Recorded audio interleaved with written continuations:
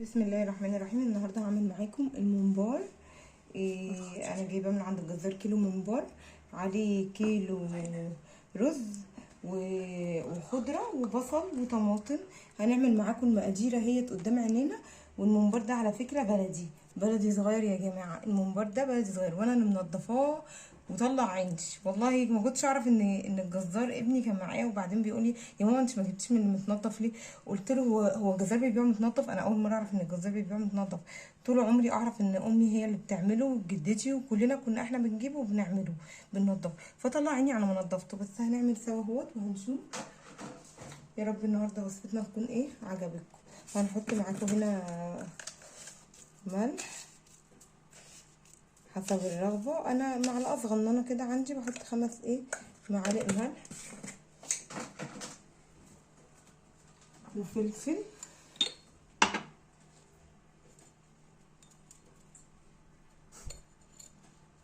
فلفل اسود حسب الرغبه برضو.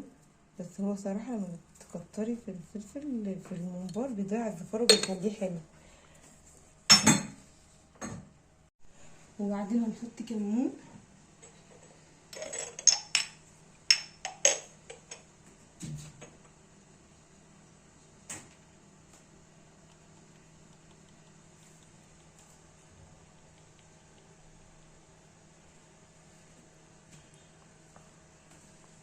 ومعاكم برضو شطه حسب الرغبه. لو حد عايز شطه يحط، ما حدش عايز براحتكم يعني. احنا ما بنحبش الشطه قوي، بس هحط معاكم نقطه شطه برضو. السمنه متطوره. حطيت معاكم نقطه شطه كمان، يبقى فلفل وملح وكمون وشطه. وكل واحد بقى وتوابل حسب رغبتك. وهنحط هنا معاكم البصل. ماشي تمام. والطماطم. بسم الله. استنى،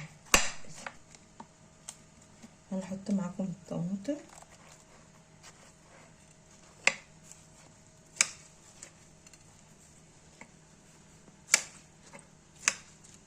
وهنعمله ني في ني كده. ماشي، عشان هو اصلا الممبار لما بيبقى ني في ني بيبقى طعمه جميل جدا، احسن ما بتعملي وتسبكي. ما ينفعش يتعمل زي المحشي. الممبار شيء يا جماعه والمحشي شيء.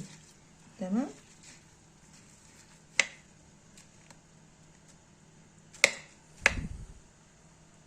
هنقلب كده كل المقادير في بعض.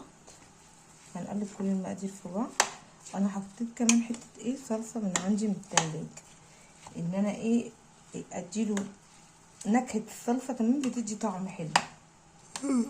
تمام.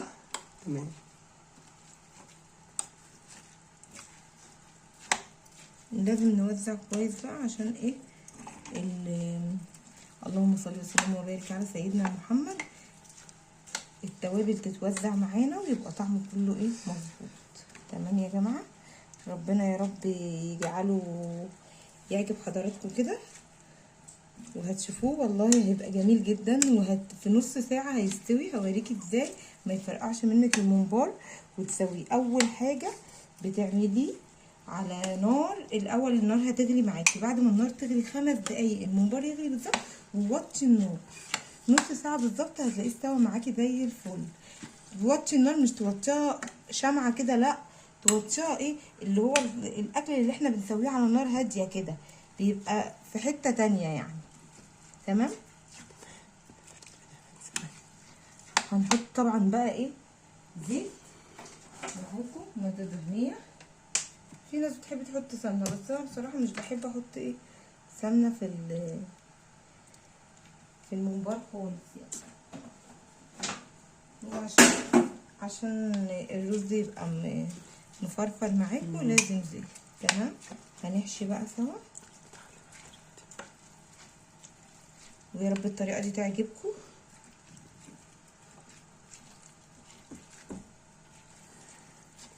بسم الله الرحمن الرحيم. هنجيب الممبار احنا قلبينه الدهن بتاعه جوه. الدهن بتاعه اهو جوه. تمام اهو جوه. احنا هنحشي كده. اللهم صل وسلم وبارك على سيدنا محمد. اهو. اللهم صل وسلم وبارك على سيدنا محمد. بسم الله. الصلاة والسلام على رسول الله.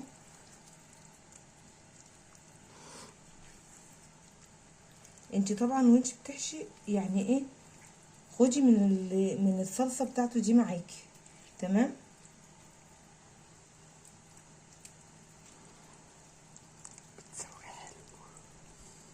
اهم حاجه التسويه يا جماعه، اهم حاجه التسويه.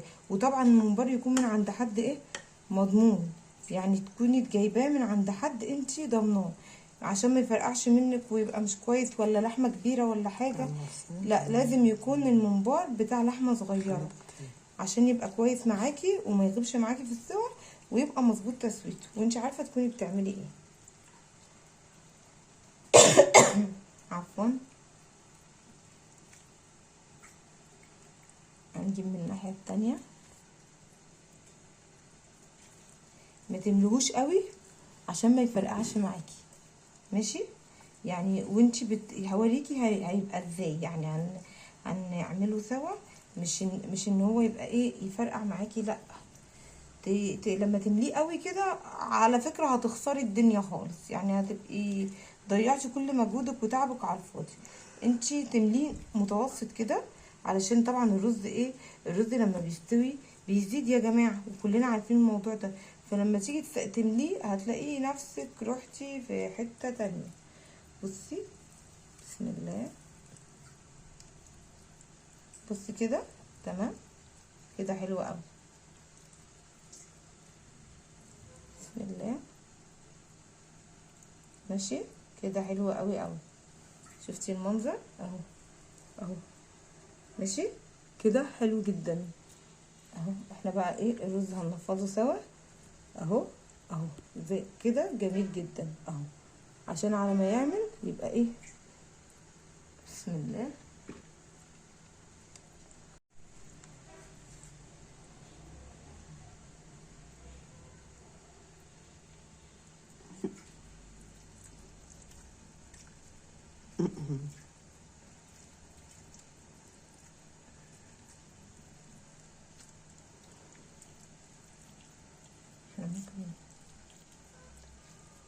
احنا هنحشي ده. شفتي، احنا كده اسهل حاجه والله يا جماعه، ده اسهل من المحشي، سهل جدا. بس بصي، ما انصحكيش ان انت تجيبيه وتنضفيه، يعني يا ريت ايه، هو تنظيفه سهل والله. عارفه انت بتنضفيه ازاي؟ اول حاجه تجيبيه تروحي جايه شطفاه، وبعدين جيبي بوله كويسه كده او طبق من عندك، وتروحي جايه حاطه فيه خل. إيه، والخل ايه يعني تملي الممبار خل يكون مغطيه كله، الخل يغطيه. تمام. وبعد ما الخل يغطيه هنروح جايين ايه، عاملين اللهم صل وسلم وبارك على سيدنا محمد. إيه، سايباه نقعاه كده ايه يجي نص ساعه، وبعدين تجيبي السكينه وتقعدي تجردي بقى فيه، هتلاقيه طلع معاكي سهل خالص، مش هياخد منك برضو وقت يعني، بس هو الاحسن لو تجيبيه متنضف. انا كنت عايزه اوريكم طريقه التنظيف بس مش مستاهله، يعني انا قلت لك عليها. هو هتنقعيه في الخل، وبعدين بعد ما تنقعيه في الخل هتروحي جرداه بالسكينه، وبعد ما تجرديه بالسكينه كويس هتروحي جايه بقى ايه شطفاه، ونقعاه تاني في شويه خل وملح، ولفاه بيهم كده، دعكاه بيهم بالخل والملح كويس، تقعدي تدعكي فيه كويس، بس هتلاقيه ما شاء الله ولا حول ولا قوه الا بالله زي الفل. احنا اهو، اهو. تمام. كل واحد هنعمله لازم ايه،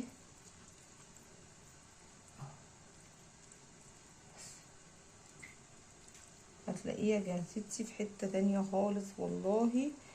يا رب يا بناتي يعجبكم وتشوفوا طريقتي دي، مش هيفرقع معاكي خالص، هخليكي تعملي الممبار. وعلى فكرة اقول لك انا جايبه الطريقه دي منين، انا جايبه الطريقه دي من الجزار، مرات الجزار كده يعني حبيبتنا كده. وانا بجيب منها قالت لي ايه يا ام احمد ومش عارفه ايه، خدي بالك واعملي ايه في مره كده، فبقيت اعمل بنفس الطريقه، ما شاء الله ولا حول ولا قوه الا بالله، ما بقاش الحمد لله يفرقع مني خالص، وبقى كويس جدا. دلوقتي خلصت معاكم الكميه، ماشي اهي كلها الحمد لله خلصت على خير. بصوا، هقول لك حاجه برضو هتسهل عليكي وانت بتحشي، ان انت تجيبي الصلصه بتاعه الممبار وتعملي كده، هتجري معاكي ايه، هتجري معاكي الممبرايه كده اهو. تمام كده كده هو هينزل الصوص دوت، هينزل تاني في الشوربه بقى وبعد ما يتعبى. بصي كده بتسهل عليكي، بيسهل عليكي جدا، هيسهل عليكي خالص وانتي بتحشيه. معلش يا جماعه النور قطع وانا بعمل، والله بقت حاجه تزهق، الجو حر والدنيا بصوا. يلا ربنا يهون علينا، هي بقت يعني ايام صعبه، ربنا يجعلها في ميزان حسناتنا جميعا يا رب. ماشي، شويه الصوص دول بقى مش هيترموا، دول بقى هنحطهم ايه. بصي كل دي ميه هتنزل، يعني انا مش ملياه قوي تمام، يعني كل دي ميه هتلاقيه هتخلي معاكي الطعم حاجه تانية. ماشي، دلوقتي يا جماعه لحمه الراس معاكم اهي استوت، لسه شويه لسه شويه. اللهم صل وسلم وبارك على سيدنا محمد. شايفين النور قاطع معلش. ماشي، لسه ايه شويه. لما المعلقه تغرس فيها كده اعرفي ان هي ايه استوي. لما هي هتستوي بقى ان شاء الله هنطلعها ونقطعها شرايح مع بعض، ونشيل كل ده قدامكم، ونحط عليها ملح وفلفل. اللي عايز يشوحها يشوحها، واللي عايز ياكلها مسلوقه كده بشويه شوربه 100 100. ماشي، دلوقتي معانا بقى ايه الممبار الكارثه. دلوقتي انا حطيت بواقي الرز اللي هي الصوص بتاع الصلصه والخضره في ميه المرقه. تمام، هنحط معانا الممبار، هنمسك الممباريه كده اهي ماشي اهو، وهنحط بسم الله كده عشان تقفل يا جماعه.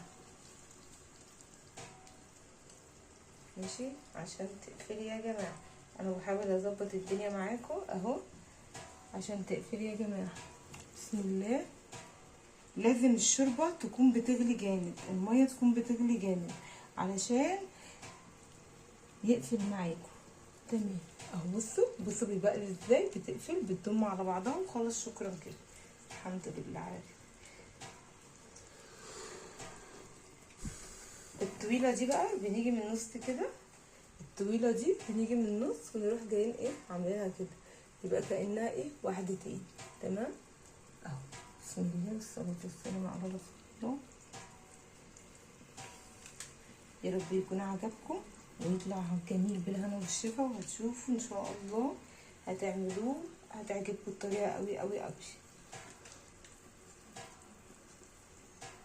بسم الله. لازم نحط واحد واحد، ما ينفعش. بصي بيلم ازاي، بصي المنظر.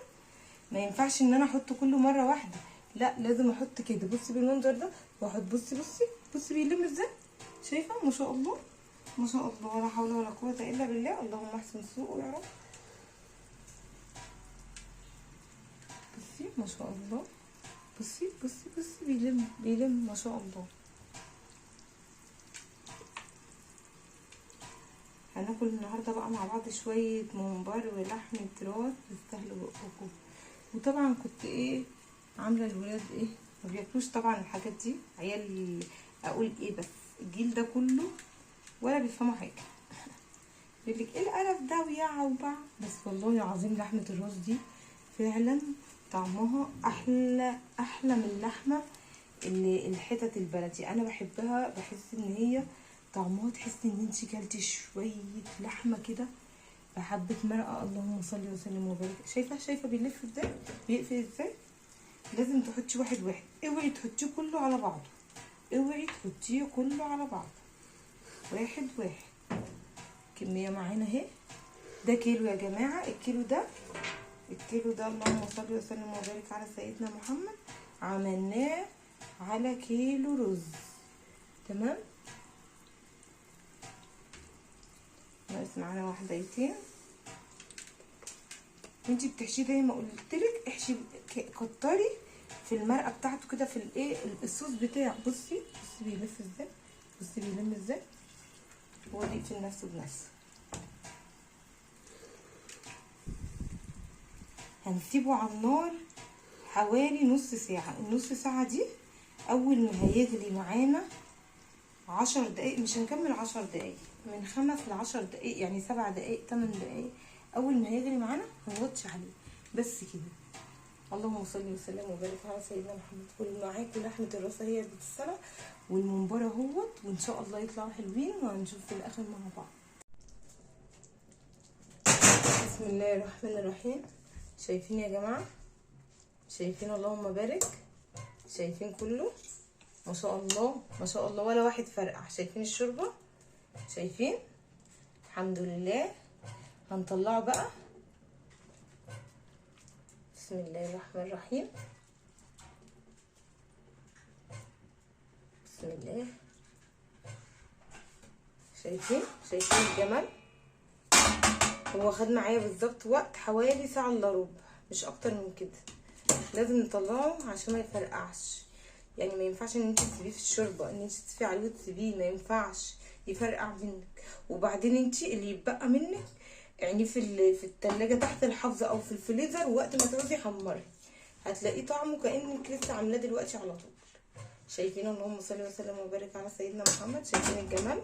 ولا واحد فرقع يا جماعه، ولا واحد فرقع. اهو اهو قدامكم كل حاجه. انا سبته بالظبط حوالي يعني ما كملتش ساعه الا ربع، يعني من نص ساعه لساعه الا ربع معاكي، حسب ما تشوفي الدنيا معاكي ايه. شايفين المنظر؟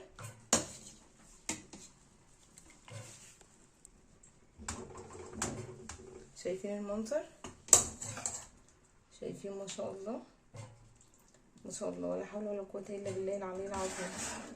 شايفين؟ معلش من النور قاطع.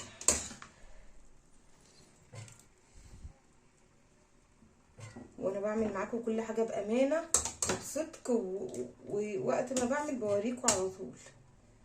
شايفين المنظر؟ ما شاء الله ما شاء الله، ولا حول ولا قوه الا بالله. شايفين المنبر؟ وكله لحم ما شاء الله، كله لحم. يعني بص المنظر كله لحم.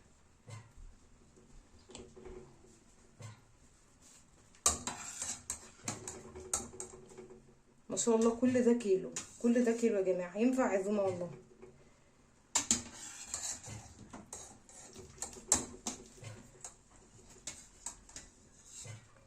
بسم الله الرحمن الرحيم.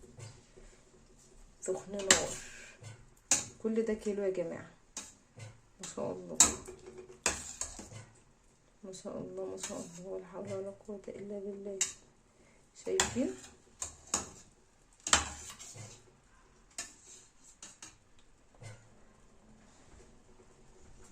اول ما اجي احمر هنبقى مع بعض برده وهوريكم. دي شوربته. شايفين الشوربه؟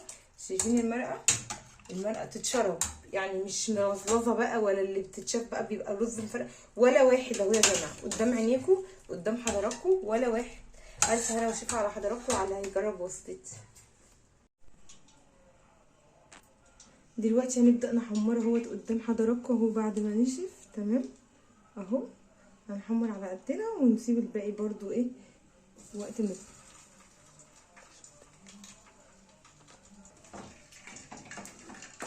يجي بالي. هنحمر مع حضراتكم اهو، وهنقلي ايه معاكم. بسم الله. بسم الله.